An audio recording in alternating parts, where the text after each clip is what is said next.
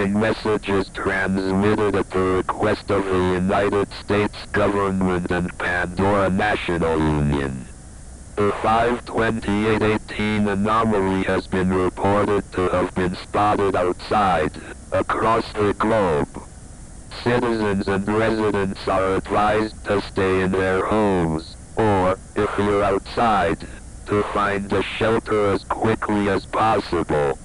You are to lock entrances to your shelter and cover up anything showing the outside at this time. You being outside during the 5/28/18 anomaly's arrival will guarantee your being taken or certain death.